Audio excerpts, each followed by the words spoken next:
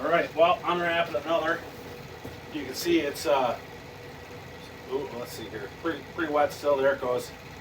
Pretty wet still. So, hence, you want to really get these wet.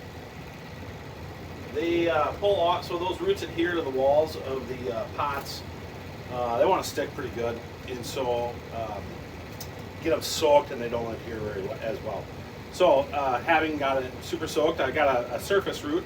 I'm gonna just gently pop that off with the nail a little bit, push it in a little bit maybe.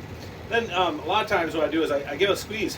I squeeze on the four corners of the plant a little bit. You can feel some of those roots pop off at that point too. And then I have a larger hole in the bottom of these, but I usually push it up from the bottom. Again, just kind of push it up and out from the bottom, and it comes right out, especially if it's super soaked.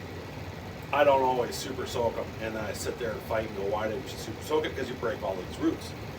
I still do that to this day. So it says I'm lazy. But here's what lazy gets you. It gets you faster ways to do things. So I wrap my my Neos, like I take a bunch of strands, I wrap it one way. I take a bunch of other strands, I wrap it the other way. And usually, I'm pretty good. I can get it done in 2. I can save a lot of moss, but usually I do it in 3. That third dressing's something different. We'll talk about that another time. But where those two cross over and it forms like a V in the collar neck, find that spot on here. And then I just, being careful of the roots, I just rip this straight down on that edge. And then by doing so, this really comes off, folds off to the right, and folds off to the left. And it just kind of falls away. And then there you have my that moss cone that I showed the other day, and that thing just slides right out of there. This thing is that easy to dismantle, just because it's put together in an organized fashion. I used to wrap them, do all this other stuff, wind one over, wind one under, and I don't know. I've figured out that I don't like to do all that extra work. So there we go. I wish you could see this. It's got some nice ruby roots, and that's the other thing. It's really good to remoss these plants right when they're just pushing roots. Kind of sucks because then they all stick out and grow and they never get in the moss, but they like it. It feels good for them to have a new clothes, let's say. So then I take this.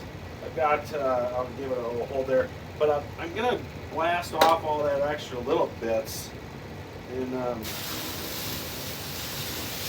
there's some real gunkies in there sometimes. That's what I do. Sometimes I'll dip this back in that water I had it soaking in, and then I'll flush it off too. And then I throw it in this thing. So I've got another little, oosh, almost lost a pot. It's all perforated holes everywhere, and then I got a little moss in there. You can see I've already started. And then I throw this right in there because when I'm doing this work, these guys don't go right back in a pot.